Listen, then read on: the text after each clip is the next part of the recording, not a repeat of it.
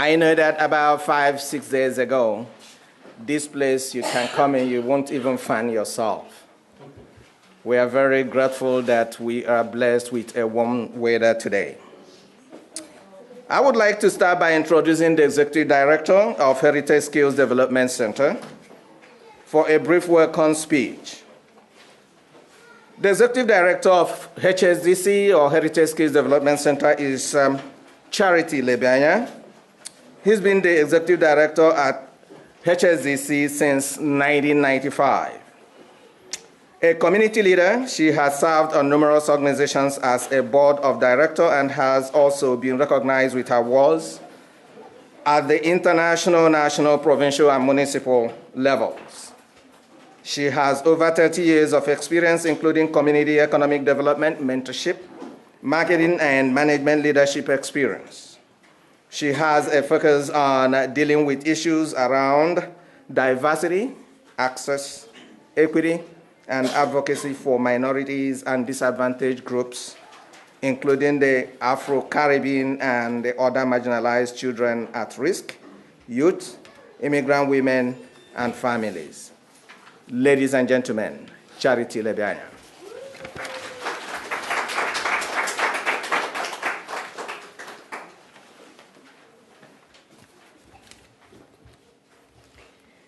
A very good morning to everyone present here.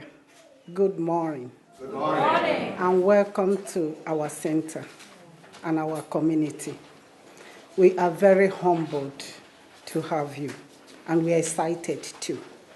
This is a very important occasion for us to have two ministers come to our place. Please, everyone, join me in giving them a round of applause. You are welcome, ministers. Thank you. My name is Charity Lebianya. I'm the Executive Director of Heritage Skills Development Center. I have been in community service for over 30 years. HSDC is simply known as HSDC. It's a not-for-profit charitable organization that was established in 1993 to promote the health, social, cultural, and economic self-sufficiency of new immigrants, low-income and marginalized groups, particularly people of African and Caribbean heritage that lives in Scarborough and the GTA. We offer various capacity building, training programs, social programs, skills development. We're actually known for capacity building, among several other things. And one of the most popular programs that we have now that is making waves is our Afro-Caribbean Festival, which is now an annual festival and is becoming one of the fastest growing festival. We actually won an award last year from the Ontario government. So we help, through that festival, we unite people. We help to build capacity of individuals. We provide networking opportunities. We promote new and emerging artists. So a lot of immigrant artists from Afro-Caribbean communities that come, we help them. Just as you can hear saxophone, that's one of them that is singing now. So a lot of talent in our community. We use through the program, we promote them. The issues in our community. This is numerous. It will take quite a long time, but however, I'm gonna be brief. HSDC is the only agency inside that is located inside Toronto housing, as you guys can see. And this neighborhood, this place houses over 5,275 people.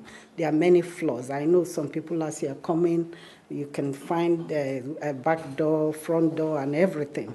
So, and in our neighborhood too, if you look around, there are more than 10 other similar high-rise, and a lot of people on low income and marginalized group live here. So it's a lot of challenge. So that's why we are happy. We would have gone to a glamorous, sometimes we go to a civic center to organize things, but we said, no, we want the ministers to come here and see where we are so that they know that our needs are numerous. And so they go back and see what they can do to help us. So, ministers, this is our community is one of those tagged as a priority neighborhood in Toronto. But we are doing our best for years to change it. It's not easy. It's not easy. But however, we're doing one step at a time. Now, about the particular project we are launching today. Some of our community needs is lack of parenting support for newcomers and of Afro-Caribbean families. A lot of us, including myself, come from another culture. And some of when we immigrate to Canada, there are a lot of challenges. We have cultural challenges, we have environmental challenges, and of course parenting. The way we were raised, or we are taught to raise children in our country is completely different from how it's done here in Canada. And sometimes certain things we are jogging between going to school or working towards accept our education being accepted in Canada, and then the cultural and integration process, integrating, learning how we do things. For instance, I've been here for over 30 years. I still have a beautiful accent, don't I? Yeah. Thank you. Yeah. So we're struggling with all of that. And then we have brought some culture, and then our children, either born here or we brought them when they are young. When they come here, they want to integrate with their peers. They want to do what their peers do and all that. Sometimes, some of them, for instance, the way talking back to parents and whatever, it's a no-no in our culture. Or sometimes the dressing and all that, So we have a saying where we are coming from. Tell me your friend, or people are assessed the way they dress. But it's so different. And then the kids, why we are singing a different song in our homes, the children are, their friends, their peers, are singing a different song in the school and in the community. And that is a very, very big challenge. And sometimes we do things that may be a little bit wrong to this system. So part of what we are using the program to do is to help parents to learn the Canadian style of parenting. And in the same way, we are still keeping our own culture. So there is a huge gap between newcomer parenting style and parenting in the Canadian context due to cultural and environmental differences. To address this, HSCC will be delivering the Scarborough Newcomer Parent Support Project with the support of Ministry of Children and Youth Services. Thank you to all the staff of Ministry. Yeah. The Scarborough Newcomer Parent Support Project aims to provide culturally relevant and responsive parenting support to foster positive outcomes for Black children, youths, and their parents in Scarborough. The project will promote healthy parenting, child development, and well-being to strengthen the Afro-Caribbean families in the Scarborough. Program will be delivered in facilities starting this May, which is just around the corner. The program will serve positive outcomes and benefits, includes increased and improved parent-child relationship. That is important. I've cited an example where the child or the youth is listening to the peers and the parents is singing a different song, and then there is a little bit of conflict. So we want to find a way and emerge this and bring them together and create a unifying and happy family. And that is possible. Improve resilience and problem-solving skills, because sometimes communication is the issue. Yeah. Improve positive behavior, attitude, and self-esteem, because sometimes some of these kids have low self-esteem, and this is oftentimes lead them to come in conflict with the law.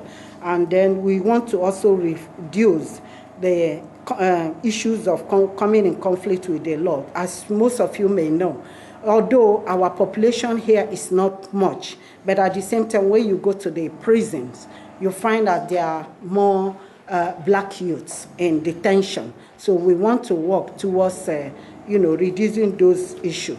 So in summary, I will not bore you with so much details. Time is fast spent.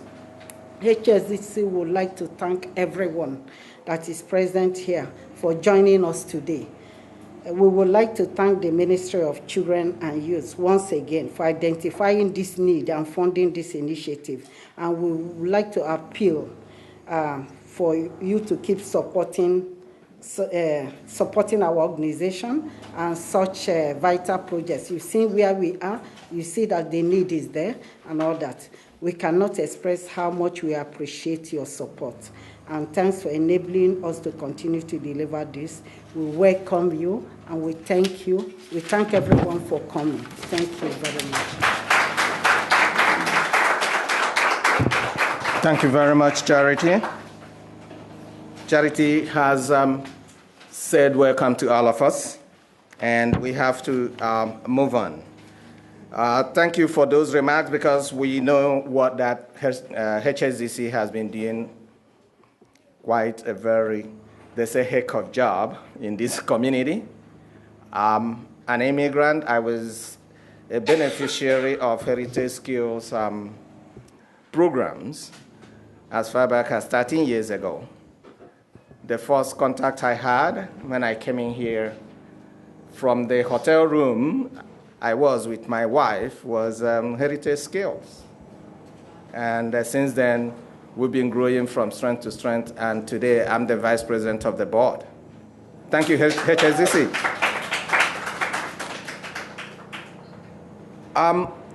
We will have the opportunity to hear from a few members of the community, and I'm pleased to introduce MPP Missy Hunter. Missy Hunter was first elected to Ontario Legislature in 2013 as the MPP for Scarborough Guildwood.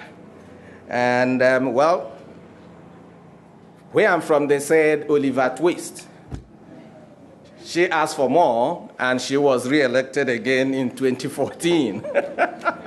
Ladies and gentlemen, join me to welcome MPP Missy Hunter. Thank you.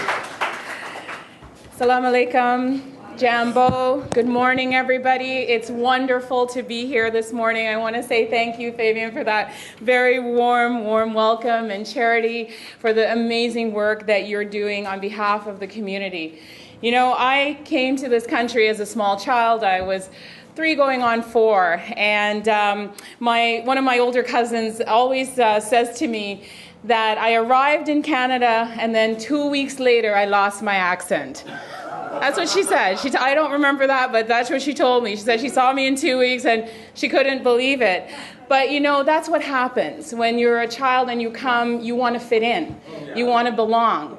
And for me and my family growing up in Scarborough, being part of this community was really, really important. So I really respect the work that HSDC is doing here in the community and creating those touch points on behalf of everyone, making them feel welcome, making them feel included and fully supported. So thank you for the great work that you're doing. So I guess I don't really need to do that in this crowd to welcome everyone to Scarborough, because we're Scarborough. Is there anyone here not from Scarborough? Okay, so welcome everyone to Scarborough, because this is where it's at, right? We hear so many wonderful things about Scarborough, and I'm so delighted to be here and to participate in this morning's announcement, because the work that is being done is important. The work that you're doing is important to families, and I believe that Scarborough's story is Ontario's story. The face of Scarborough is Ontario's face. And when we look at the diversity that is in this community, we know that it is made up of people. It is made up of families who work so hard each and every day. Families like mine, you know, and I remember how hard my parents worked in this community to make ends meet. And at the same time, they had all these hopes and aspirations for their children and for all of us. I remember going to McGregor Park Library. I loved going to the library. I think one of the reasons I remember the library was because it was quiet. You know, I grew up in a home with three brothers, and they were just a lot of energy. But when I was at the library, that was my space and it was my time. And that was where I really formed this conversation with my father.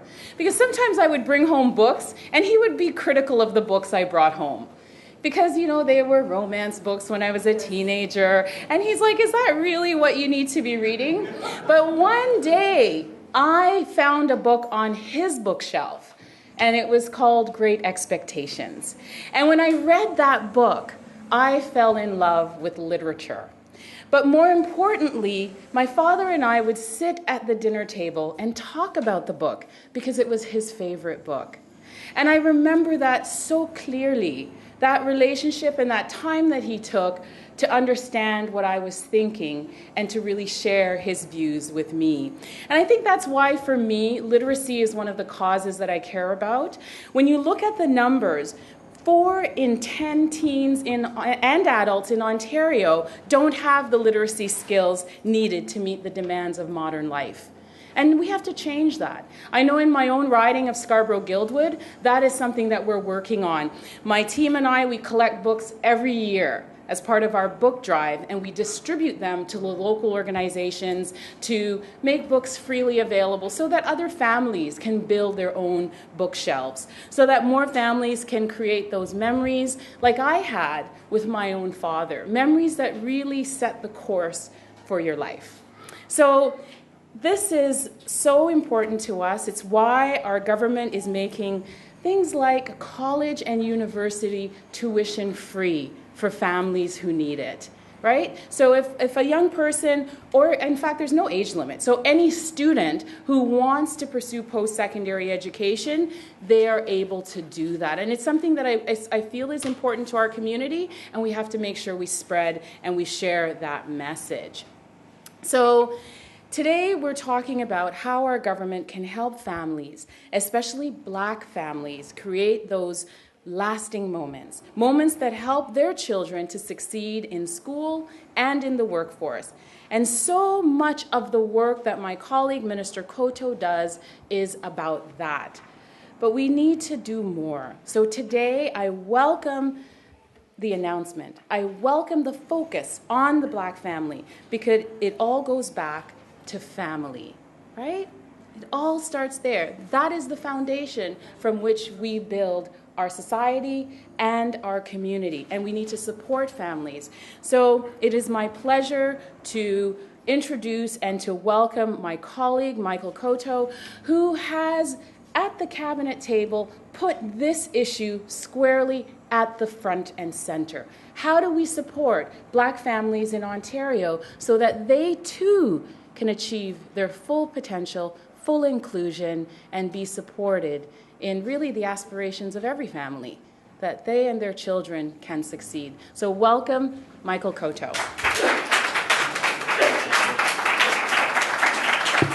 Thank you so much. Thank you, Mitzi. You know, it's wonderful to be here today. Thank you so much for having both of us.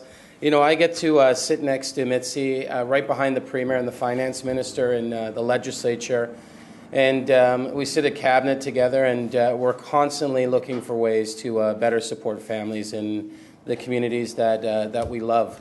And often in Cabinet, you know, we're arguing, you know, we're putting forward issues that we think are important to the communities we represent. So I just want to say thank you to Mitzi Hunter for being a true champion for our community in the Legislature and Cabinet, but also here in Ontario. Thank you so much, Mitzi, for what you do every single day. It was interesting, as I was driving here this morning, I was thinking about, you know, my father and my mother. My father's he's 79 years old, he's turning 80 this year. Yeah. And my mother is 72, and, you know, I think about the way in which, you know, they raised me and really the trouble we gave them as 3 boys. We gave them lots of trouble. And I could just remember little tiny things. As I was driving here, I was thinking about some of the challenges my father had to go through, you know. We would say, you know, we'd say, Daddy, you know, we're from Grenada, so we say, Daddy, I want to go to a sleepover. He'd say, boy, why do you need to go to a sleepover? You have your own bed here. He'd say that to me all the time. What do you mean? Or little tiny things like I'd say in the morning, I'd grab my toast or sandwich to go, to eat on the way. He said, no, you have to sit down and eat it. You can't walk with your food. He'd always say these little things to me. But, going back to Grenada, my father's from an island called Caregivers. There's 7,000 people on the island. And all of them... it's a former slave colony, and everyone's from Ghana. There were 7 plantations there. And you think about, the passing of information and parenting skills generation after generation on those little tiny things. My father doesn't say I love you often, but he expresses it in very different ways. So I just, coming here, I was thinking about my father and my mother and everything they went through to help raise us. Which brings us to why we're here today. I just want to say thank you so much, Charity. Thank you so much to the organization for doing what you do to help families, because it is hard being a parent in Toronto today, in Ontario, in Canada, in fact, anywhere in the world, because there's so much pressure and so many external influences that take place. For example, social media. And the influence of social media, or just the influence of, of other elements coming into, penetrating your door and coming into your house, plays such a role in the way in which, you want to raise your children. I have a neighbor who knocked on my door probably about last year and said, Michael, and he's a newcomer. He's been in Canada for probably about, I would say, maybe a few years. He knocked on my door and said, Michael, I need your help. And I said, what's going on? He said, there were 3 boys. They came to my door and they asked for my daughter. And I said, okay, well, what happened? And he said, come with me. And I thought, I'm going to go with him because he was going to look for these boys. And I said, well, what happened? He said, they knocked on my door, and his daughter is about 15, 16 years old. He said they were asking for her. And so I went into the car with him. We started driving, and the boys were, 2 blocks away. I said, listen to me, before we get out of this car, I want to tell you that if a 15-year-old boy knocks on a door for a girl, it's something that is socially acceptable. And he said, what do you mean? I said, don't go out of this car and wanting to fight these boys. And I said, you have to promise me that. Let me do the speaking. And he said, okay. And, I calmed him down. We went out. I said, why did you knock on the door? He said, oh, we wanted to say hello. She goes to our school. Do you know the girl and he told me the name. I said, okay, come back into the car. I drove him. I said, listen, you need to talk to your daughter. If she needs to set rules, it's not the boys who are just boys knocking on doors. Just tell your daughter that maybe the boys should not feel free to just knock on the door when they want. So those are some big challenges for a father who's just come to the country, who thinks, these boys, I don't know what he thought they were going to do, but... So, we're here today because we're putting in support programs to help parents. And, navigating the world today is often very challenging. I'm a father of 2 girls. My daughter recently said to me, I'm sorry, I have allergies. I'm not crying. I have allergies. My daughters, one is 12 years old and one is 8 years old. And... even me, I have a very, supportive family of, grandparents, and they have uncles and aunts. It's challenging. A 12-year-old, recently told me that, she wants to make her own decisions. And I said to her, well, you can decide how much you're going to pay yourself in your allowance and pay yourself if you want to start making your own decision. I said it's a compromise. We'll start to build up the decision-making abilities, but you have to understand that we need to do this together. So it's challenging for even me. And I think I have all these supports and all this advice around me. So, I know that there are some parents out there that, that don't have that type of support, that don't have the uncle or the next-door neighbor they can rely on. To build ways to provide better supports, I think, is something that's quite important for our community. Today, I'm so pleased to announce the recipients of the funding under the Black Youth Action Plan. This is a $1.1 million investment into these organizations to help support families in their communities. And it's part of a larger fund, which is a $47 million fund that didn't exist a year ago. You know, this was a new fund that Mitzi, Hunter, myself, and others advocated for. We thought it was necessary because we noticed that you know, a lot of the funding mechanisms out there provide money, and it's, you know, 2 years, 3 years, and then you're fighting for the money again. We wanted to put in place a more structured method to collaborate and work together. And so far, we have almost 75 organizations. Is that the right number now, Sean? 75 organizations that are receiving money. Over 50 of them, I think it's around 54, never had a relationship with the provincial government before. These are Black, you know, African Canadian-based organizations working in communities like this that are building a relationship with the provincial government for a long-term relationship built on something we called the collective impact.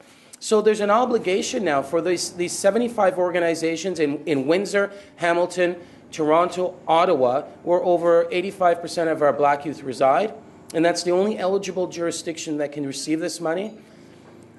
These are organizations that are now starting to collaborate with each other. There are organizations in Toronto that never had relationships with organizations in Ottawa or Windsor. They're working together. So when we talk about parenting programs, when we talk about best practices, there's the ability now through a collective impact model to work together. This is one of the pieces that Mitzi, Hunter, myself, and others identified as one of the challenges in our community. We often work in isolation. And I say our community, but our community is made up of so many communities, right? There's different elements within our communities, cultural traits, languages, religions.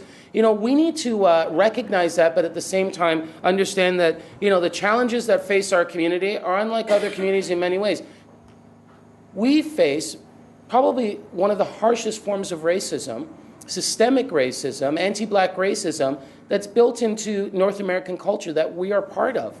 And as a government, we shouldn't be afraid to speak this way. In the past, 3-4 years ago, people didn't speak this way. You know, you couldn't name a program, the Ontario Black Youth Action Plan. You know, it doesn't happen, and there's no other government besides Tony Innes and the work they're doing in Nova Scotia. There's no other government that I know in North America that is looking for ways to collect data, that has put in anti-racism legislation, that's building programs like this with an anti-racism lens so we can better position communities. So I want to read the organizations that are receiving money today, because I think that's an important thing. So the Reading Partnership, and if you're here, just put up your hands. The Heritage Skills Development Center. Side by Side. Okay, Side by Side, nice. Mummy Monitor. This is a pretty cool program. The African Canadian Christian Network. Okay, thank you, yes. The Nigerian Canadians for Cultural, Educational, and Economic Progress. Anyone? Okay. Young and Potential Fathers. We know them, they're a great organization. Delta Family Resource Center in the back here, nice to see you. Malton Neighborhood Services. Okay, all the way from, wow, thank you for being here. And the Regroupement Ethnocultural Dépendant, francophone de l'Ontario avec le Centre de Ressources Exécutives pour les Parents Noirs. Are they here? Yeah? Okay, excellent. So each program has a very unique approach to looking for ways to help build stronger parenting skills in the community. And I just want to say thank you to each and every one of those organizations because, you know, it's a different approach. The organizations are going into the community and working directly in the community, just like this, and, you know, kind of looking for ways to eliminate that, you know, that approach where people have to travel all the way downtown to look for services, build the services in the community, and that's one of the goals of the Black Youth Action Plan. And I just want to end by saying this, that at the end of the day, we need to make sure that we continue to look for ways to improve the lives of young people in Ontario so they can reach their full potential. It's unacceptable When we look at the graduation rates, when we look at incarceration levels, when we look at unemployment numbers, that our children, our neighbors, our community, we see a difference in regards to those outcomes. We need to work and support programs like this so we can eliminate the disparity that exists and help build a better Ontario, because when one person doesn't reach their potential in Ontario, it not only affects them as an individual, it affects the community and Ontario as a whole. So thank you very much, and thank you for having us here today.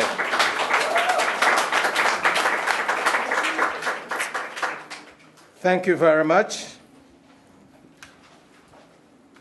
The Minister, I've seen that you have 3 portfolios. You're for Minister for Community Services too, and the anti-racism is under your portfolio too. 3. So. And father. And father. Number 1. Number 1. No, being a father is number 1. Those of us who are fathers here, raise your hand. I like being a father. I'm a father and I'm a foster father too. So I'm fostering. I have 6 children now that I'm fostering. So when Charity contacted me about this, I said, oh, Charity, this is good. I started fostering in 2013, 5 years running now, with the Catholic Children's Aid Society.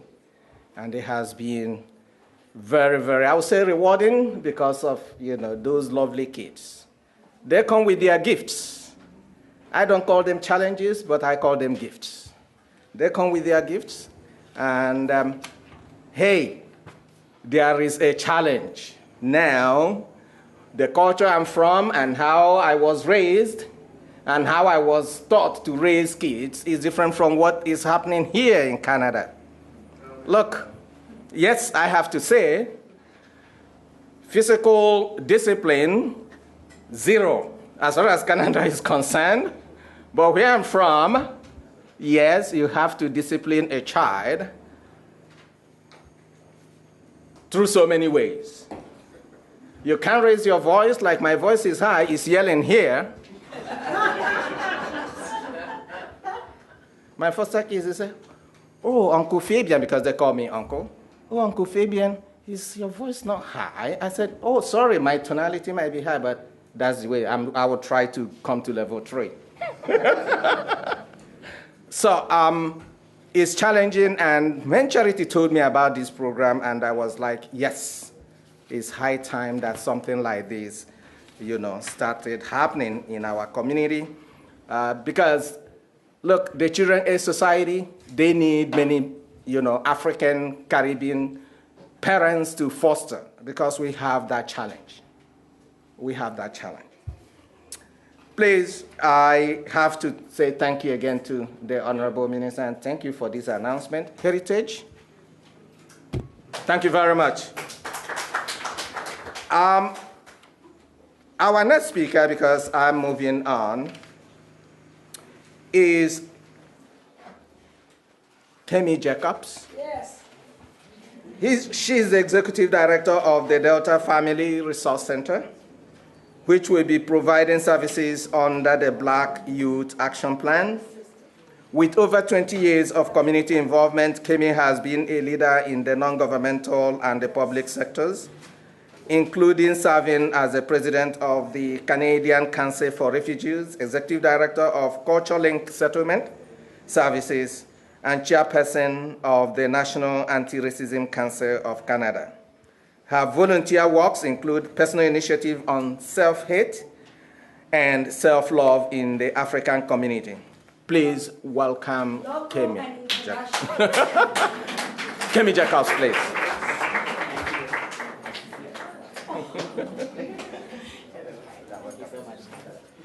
Hello, everyone. Very nice to see everyone.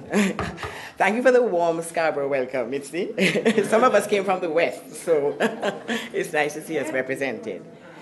Today is a very special day. I want to just say it's good to see everyone here and to see the commitment to African and the Caribbean communities. some of us would not have spoken about anti-black racism some time ago. So it's really nice that we have people who represent us in the legislature who are not afraid to basically name it and say that anti-black racism is alive and well.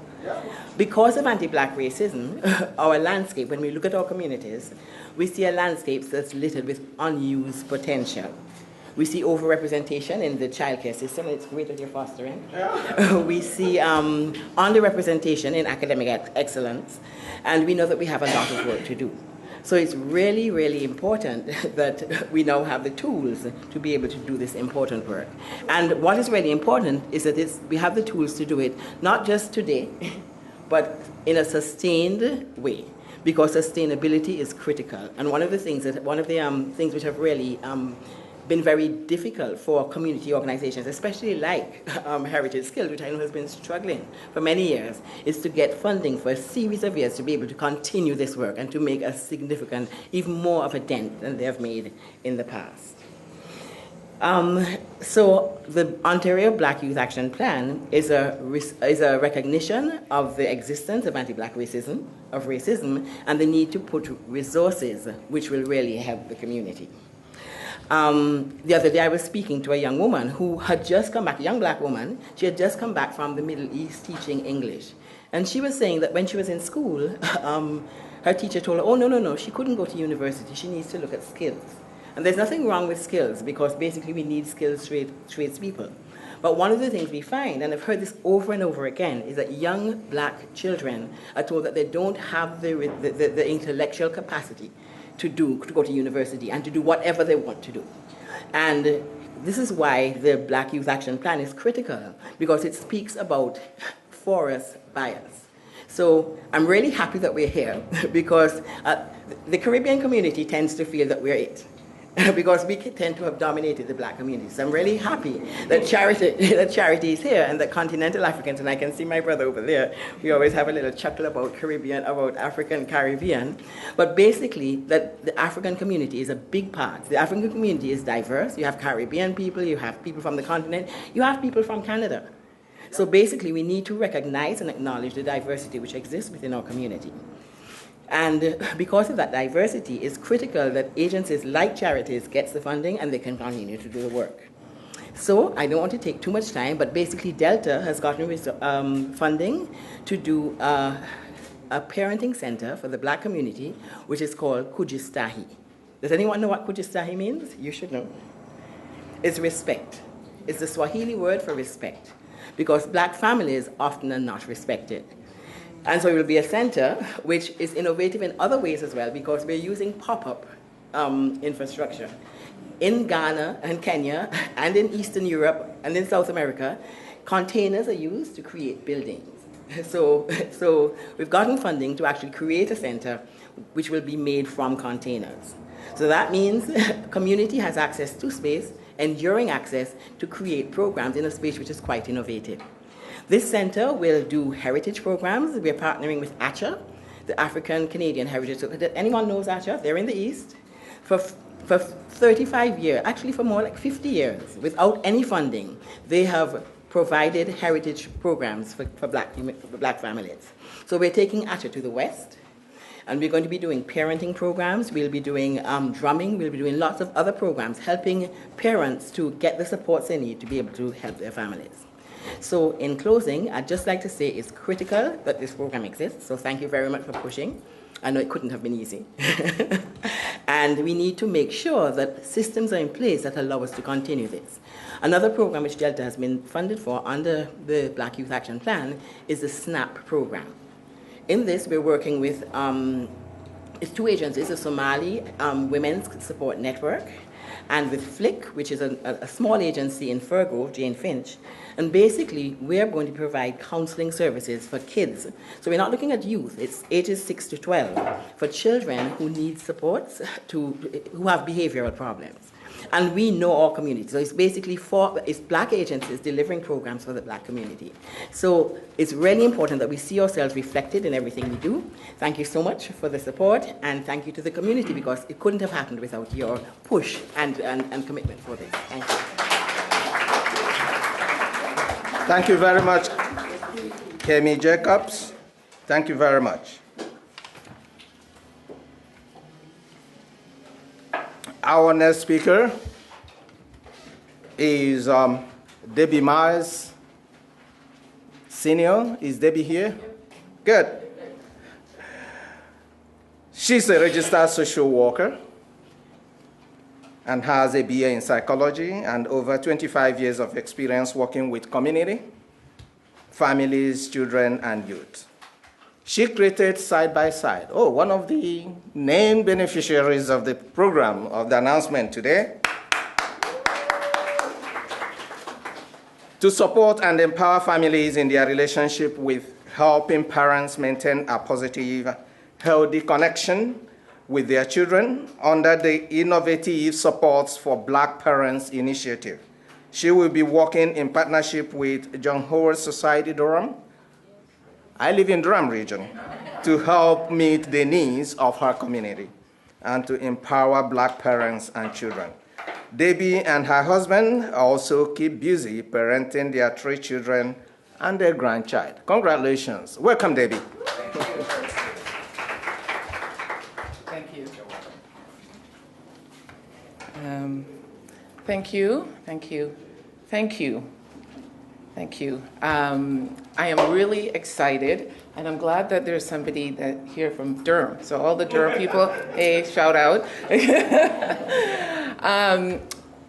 Our program gives us the opportunity to really work with Black families, children, and caregivers. In Durham, as you know, Black families, the population is growing, especially for Black youth. Our program aims to really strengthen Black families, to really just help to overcome the challenges of the effects of anti-racism.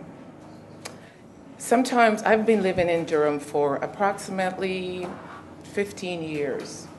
And I know when I arrived in Durham, my biggest thing was, where's the Black people? My kids, I had this conversation with my daughter, she's 16. And she said to me a couple of weeks ago, she said, you know, Mom, we lived in Scarborough, and the thing I loved about when we lived in Scarborough was that you felt like you were in a community. And so when we moved to Durham, it was, wow, it was a bit of a culture shock. And so she had the conversation with me, and she said, you know, Mom, when we arrived in Durham, and she was 3, and she still remembered this, she said, you know, on our street, there was no Black kids. And none of the white kids or the white parents wanted to play with us.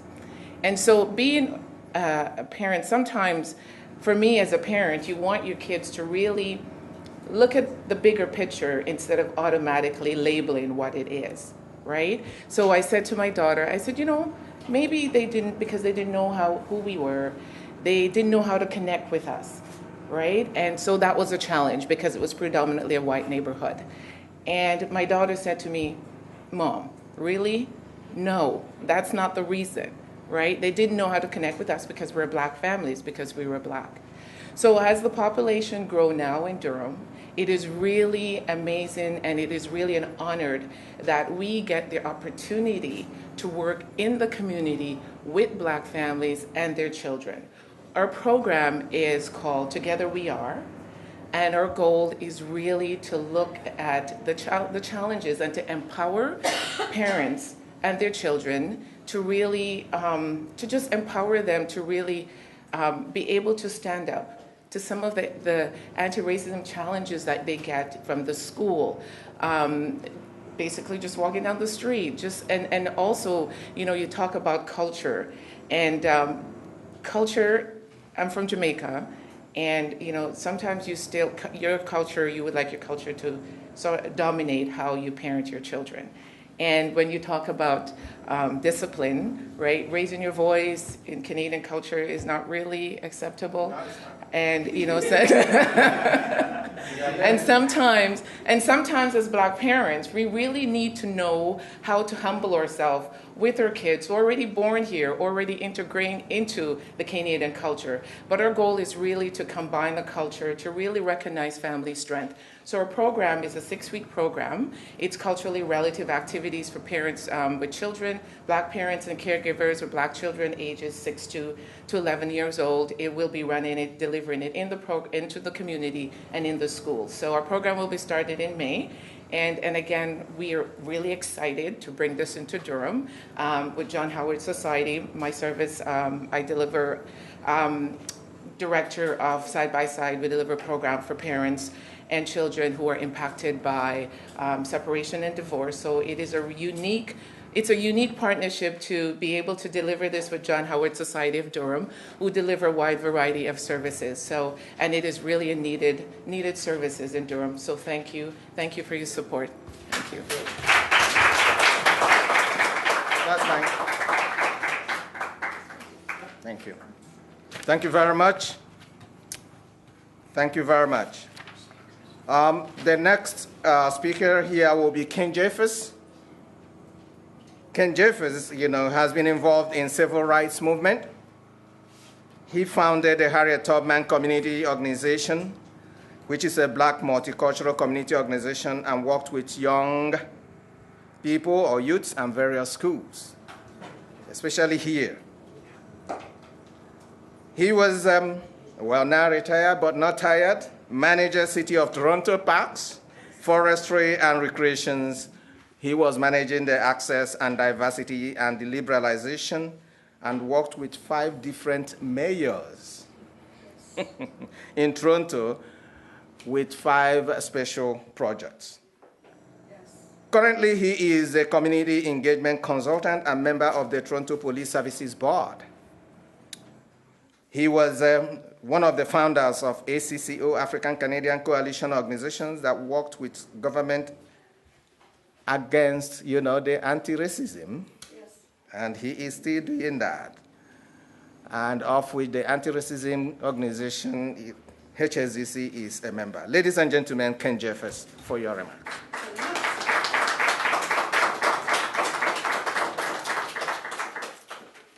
Thank you.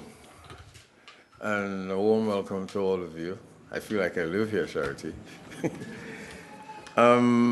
Supporting Black families, for a lot of people, this may sound, I don't know if the significance of supporting Black families has reached everybody, because, very often we talk about Black youth, we talk about Black parents, but Black families, the support unit, which is the first time that I have to commend the government for a number of things, and in terms of recognizing anti-Black racism, recognizing racism, and not just spending money on programs, but investing, as the minister said, for the future of our city and of our country.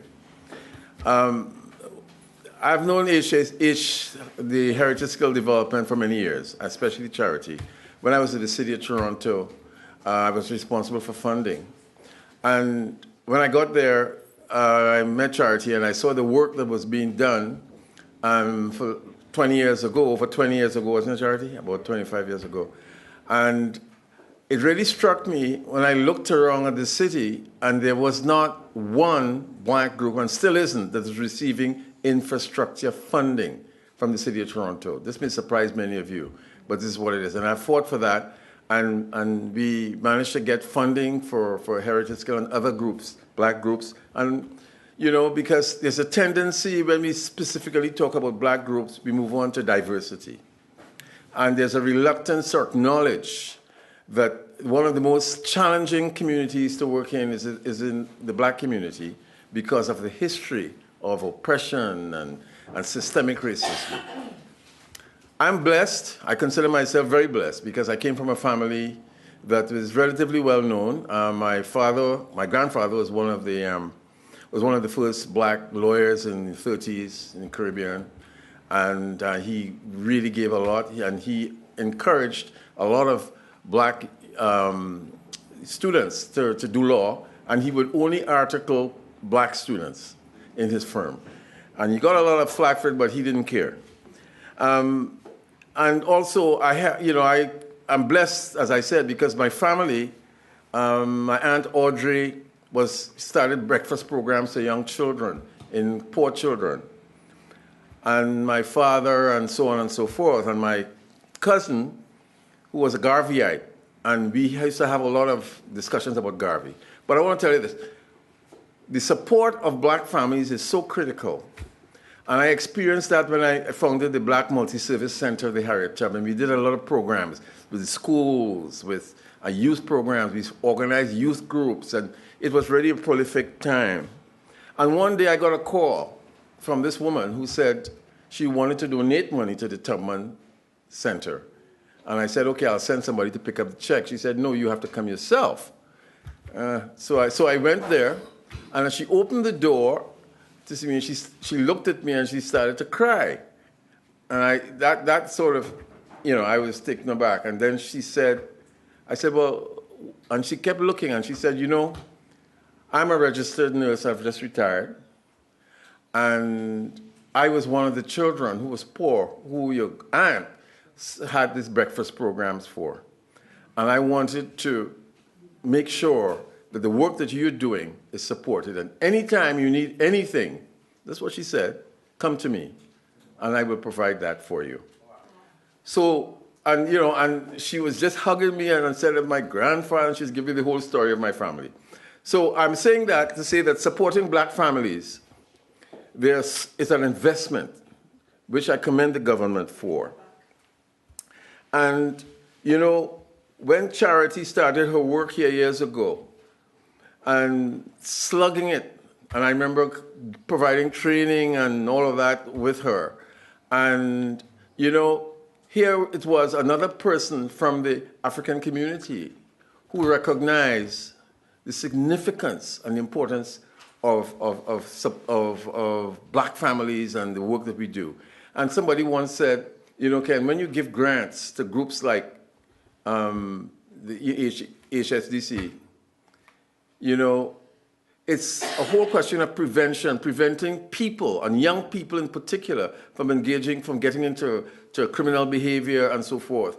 And it's always difficult to give money for prevention. How many crimes did you prevent today?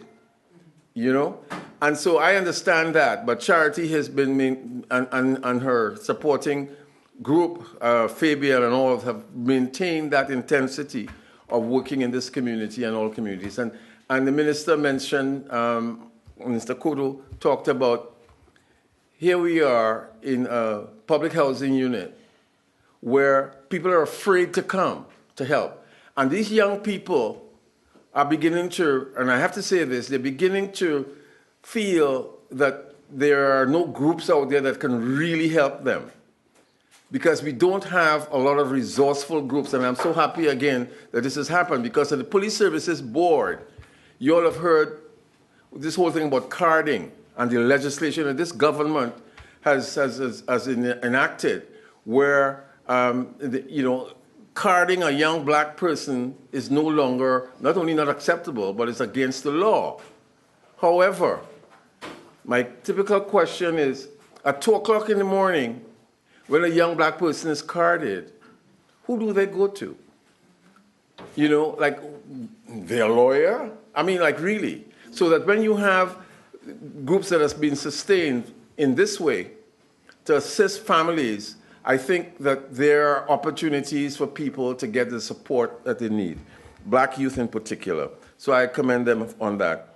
And, now that we are here to support the initiative that is taken by the government, I hope that we continue to do so in a very, very sustained way.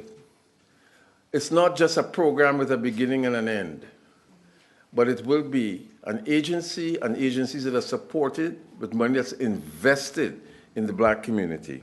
So in closing, I will encourage public health, like I was on the board of, I talk like but I was on the board of Metro Housing prior to with Jean Augustine, and we were appointed by Alvin Curlin when he was Minister of Housing. And we initiated a number of programs that are no longer existing. And this has to end because it's an investment for the future. And I again commend HSDC, the minister and ministers, and the government for their investment and faith in this community. Thank you so much. Thank you very much. We are going to continue, but we have to really allow the Honorable Minister. Question period at 10:30, and I have to be there because there's a vote as well, so I have to go. I just want to say thank you very much. Sorry to interrupt you, but thank you so much. But I really, really have to be there for 10:30. Okay. Thank you so much. Thank you.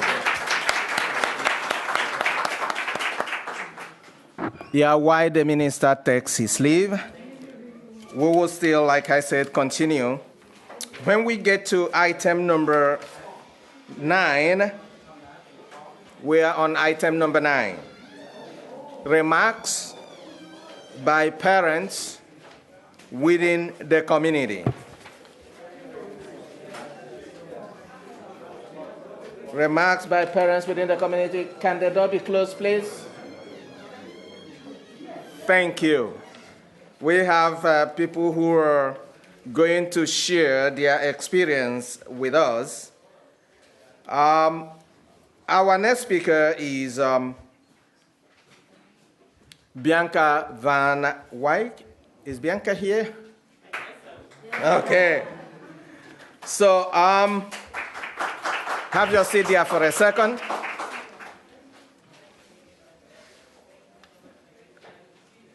Bianca is a single mom of 2, and she, along with her children, have participated in many programs here at the HSDC Development Center. And she would like to share a few words with us on her parenting experience. Bianca, thank you very much.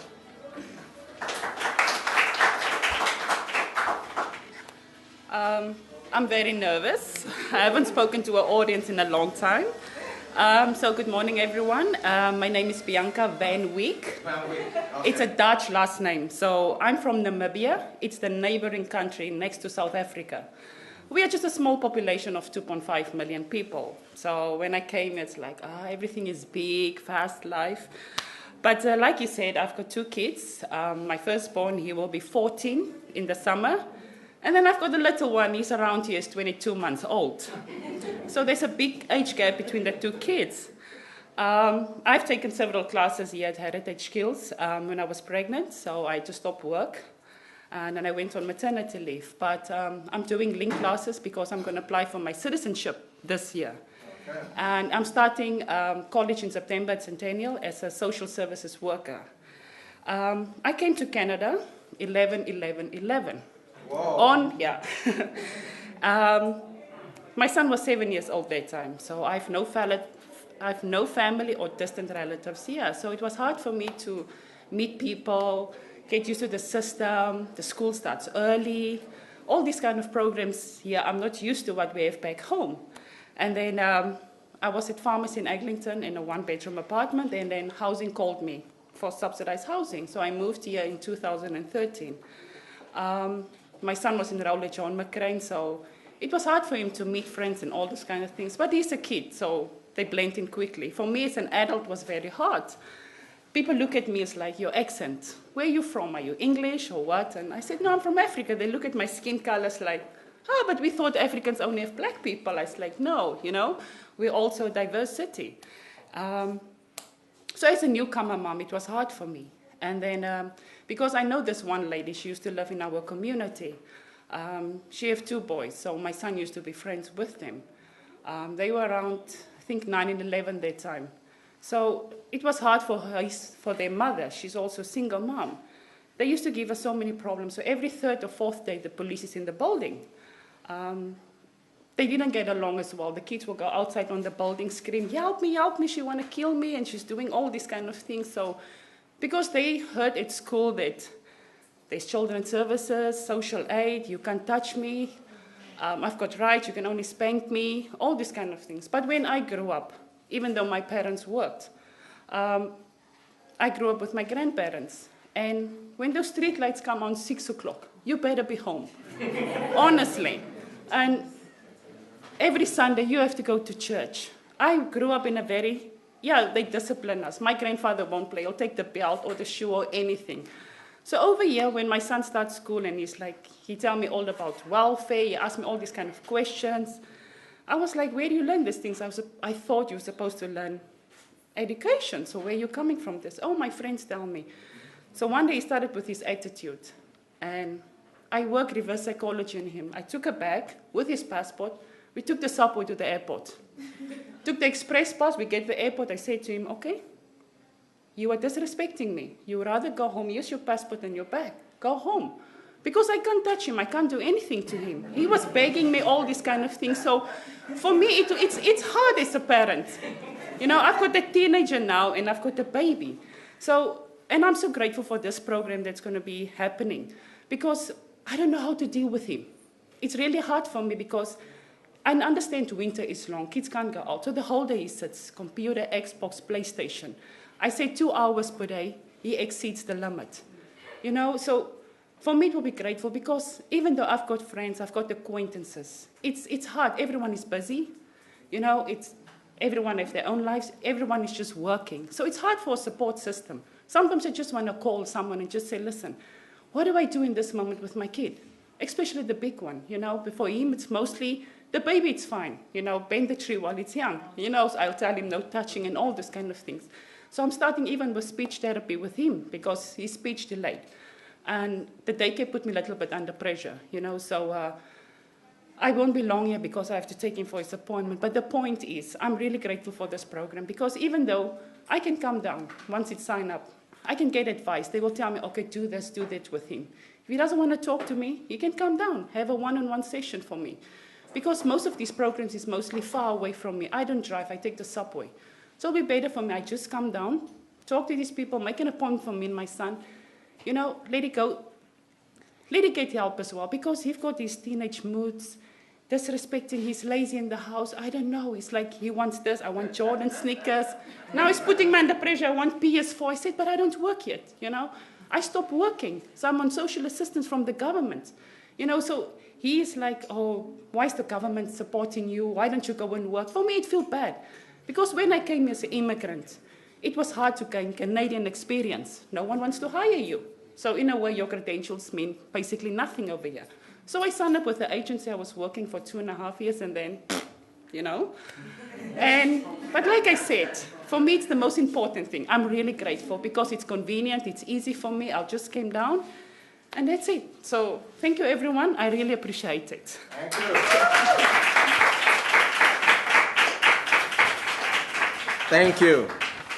It's always challenging when two cultures meet, especially raising children. There's always a shock.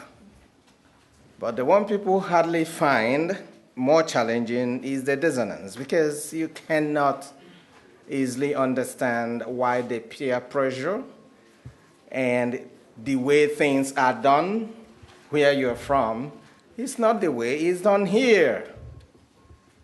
It's, you know, it puts many parents under pressure. It puts many parents under pressure.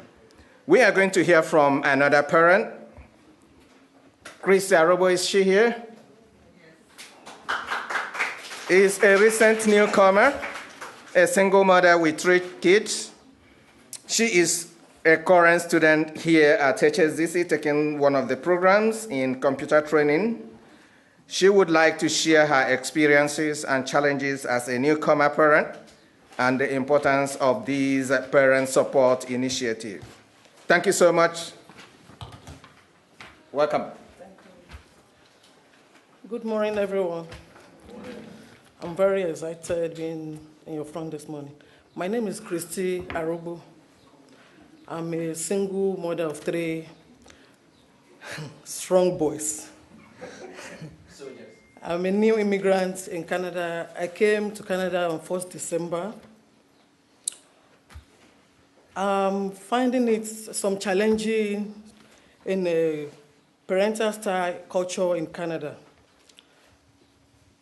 In country of my origin, we correct children by smacking them or by giving them little punishment. But I go to Canada, I found out that it's a different thing. My little boy, he went to school. One day he came back from school. He told me, Mom, my teacher said whenever anybody smack me, I should report. So I asked him, have you reported me? He said, no, Mom, I'm just telling you so that you won't beat me again. So just to scare him and make him I told him, I said, do you want to go back to Nigeria where we come from? He said, no, they don't take light here. I said, good. Whenever you report me to your teacher, we are all going back to our country. Because I won't open my eye and make you to... And you know what it means to have 3 boys. I'm alone here and very, very new. We are still battling with how to get apartment. Presently, we are still in the shelter, looking for how to settle down and some other stuff. So now, and another day, I have 15, 12, and 10. The 15-year-old boy, he came up with a recent style, wearing pants halfway. So I told him, I said, what is this? Why are you walking as if, you know, when you wear your pants halfway, there's no how you can walk straight. You have to walk as if you're having bow leg. So I told him, I said, why are you developing bow leg that you don't have from baby? He said, Mom, that's the vogue. That's that I want to belong. I said, no, then you can't belong in my house. I said, I want to look back. I said, the only thing that you are owing me, I want to be a proud mother. I said, after the whole journey, I want to look back and appreciate God and say, this is God have done this. If you are walking like this and those boys that you want to belong, they will think you are what's up like them, and you are not. And, you know, they are my kids. We've been together for the past almost 16 years now. They are this kind of children that when you say yes, it's yes, or you say no, it's no to them. So I said, now trying to belong to a society and copying different things is wrong. He said, but they keep on telling me that, Mom, the teacher said. I said, is it the one the teacher said or the one I listened to? If you go, anytime you go to school with this inappropriate dressing that I'm correcting you, and you find out, maybe I talked to Mom, I said, both of us, all of us were going back to country. And I think that is the only statement that is working for me now. Whenever I tell them that you are going home, going back to Nigeria, they say, okay, Mommy, they behave themselves. And such program like this, Black Youth Action Plan, Scarborough Newcomer Parent, it will support to deliver newcomer parent support program delivered by Heritage Skill Development Center will help us to mediate between the two generations. I am thankful that the needs for new immigrants and single mothers are being heard, and I can learn how to be better to communicate with the son and through the Heritage Skill program. Thank you for listening to my challenge. I wish you a wonderful day.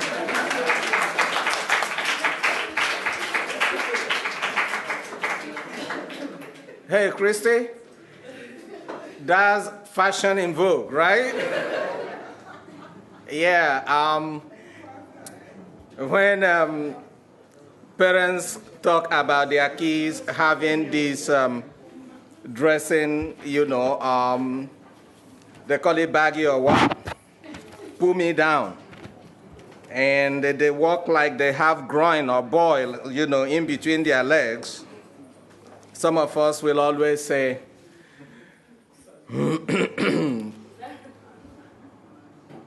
I have to tell you that the problem parents have, which 3 things have showed up here this morning.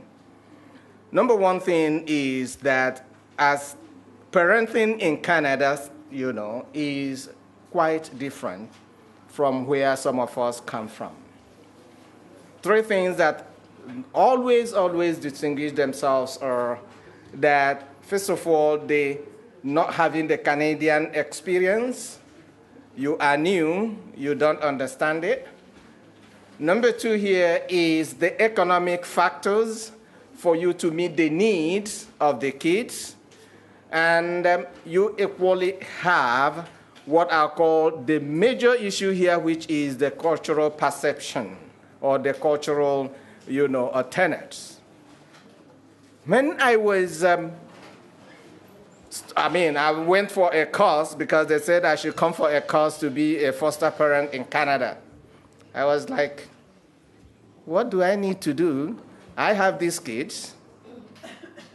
I have been bringing them up. Then now I want to help to say I'm opening my doors for, kids that have needs to be cared for, and you want me to come for training. They said, yes, that is the Canadian requirement. You don't have Canadian parenting skills. And I told them that, hey, jokes aside, I grew up in a midst of 35 kids, girls and boys. Not all of them are from my parent. They're from different parents.